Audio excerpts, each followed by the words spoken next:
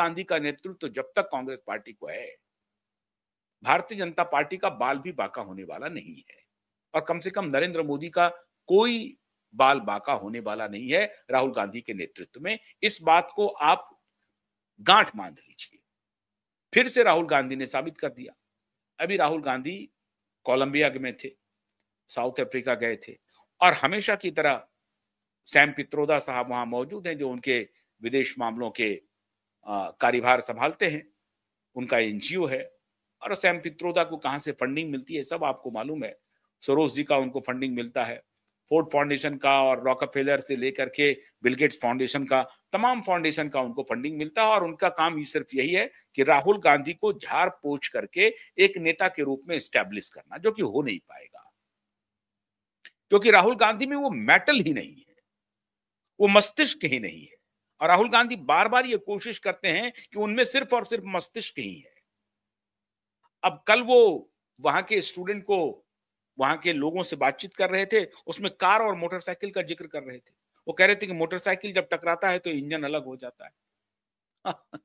ये बात, अब वहां कौन सा इंजीनियर बैठा हुआ है, कौन उनको समझाए?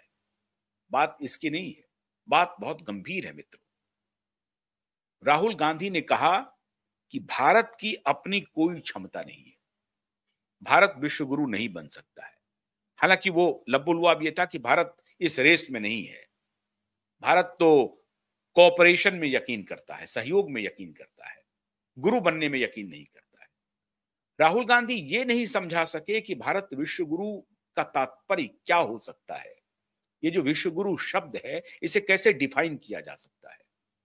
ये उनकी पढ़ाई लिखाई नहीं है, ये उनकी ट्रेनिंग नहीं है। सैम पित्रोदा जैसे साइकोफेंट जो सेमी इन्फॉर्म्ड हैं, सेमी नॉलेजेबल हैं और सेमी लिटरेट हैं, उनसे अगर वो ज्ञान लेंगे तो उनकी सीमा क्या होगी? ऐसे ही सलाहकार राहुल गांधी को सलाह दे रहे हैं मित्रों। और मैं दावे के साथ कहता हूं कि राहुल गांधी को इस बात की समझ ही नहीं है कि विश्व गुरु का तात्पर्य क्या है। विश्व गुरु का तात्पर्य यह नहीं है अमेरिका की तरह लठैत बन जाना, चौधरी बन जाना, दारोगा बन जाना, न्यूक्लियर बॉम्ब लेकर के घूमते रहना, चौधराहट करना नहीं है। विश्व गुरु का मतलब है वसुधैव कुटुंबकम। विश्व गुरु का मतलब है विश्व बंधुत्व। विश्व गुरु का मतलब है कि हमारी परंपरा रही है कि हम सहिष्णुता, मानवोचित कार्यों को आगे बढ़ाने की जो हमारी परंपरा है उसको बढ़ाने के लिए हम समर्पित हैं। ये हमारा समाज है। उसको हालांकि वो दूसरे अर्थों में कह रहे थे कोऑपरेटिव है, हम कोऑपरेटिव है, लेकिन उसको ये फिलोसॉफिकली समझा सकते थे। वो कह सकते थे कि विश्व गुरु का तात्पर्य ये है, हम विश्व बंधुत्व बंधुत्व में भरोसा रखते हैं और इस लिहाज से भारत विश्व गुरु है। पूरी मानवता को यह ज्ञान दे रहा है कि शांति में यकीन रखिए, मानवीय गुणों को हम सर्वोपरि रखें। और मानवीय गुण क्या है?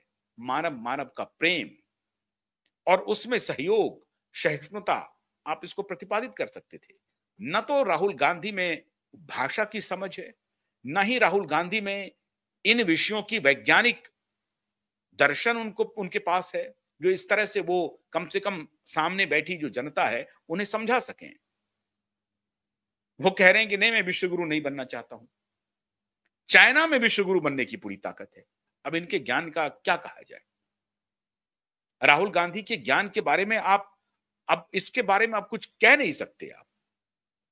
और इस तरह के नेता हमारे देश और समाज को नेतृत्व दे रहे हैं और वो स्वाभाविक कंटेंडर मान रहे हैं। नेतृत्व करने के लिए ही वो जन्म लिए हैं। वो इस तरह से खुद को अपने अपने आप को समाज में प्रतिष्ठापित करना चाहते हैं। वो चाहते हैं कि मैं नेतृत्व करने के लिए ही जन्म लिया हूं। मैं कौन? तो इंदिरा गांधी का पोता। मैं कौन? तो राजीव गांधी का बेटा। मैं कौन? तो नेहरू जी का नाती। ये करने के लिए ही मैं पैदा हुआ हूं।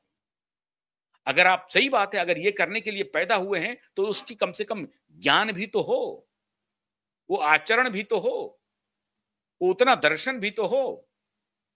विदेश में जाकर के अपने देश की जग हसाई करना, अपने देश को कमतर मानना, ये राहुल गांधी का सगल हो गया है। मैं उस इंटरव्यू का आपको वीडियो अभी दिखाना नहीं चाहता हूं, जो इनके नाना थे। हालांकि पंडित नेहरू को मैं दूसरे नजर से देखता हूं, लेकिन नेहरू जी का भी एक इंटरव्यू है और इनकी दादी का भी एक इंटरव्यू है। नेहरू जी एक अमेरिकी जर्नलिस्ट को इंटरव्यू में कहते हैं, वो पत्रकार उनसे पूछता है कि आप अगर अगर प्रधानमंत्री नहीं होते तो क्या आप इतने पॉपुलर होते हो? खुश होकर के कह रहे हैं, हाँ हाँ मैं उतना ही पॉपुलर होता।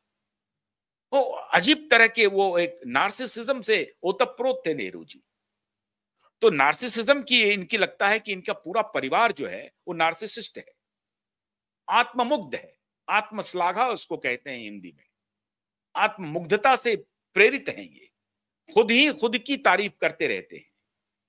और इस तरह से जब ये खुद के बारे में आप सोचने लगे कि मैं कुछ अलहदा हूं, हमारे आसपास लोग होने चाहिए, और बस ठकुर सुहाती करना शुरू करें कि अरे आप तो लाजवाब हैं, आप तो कमाल हैं।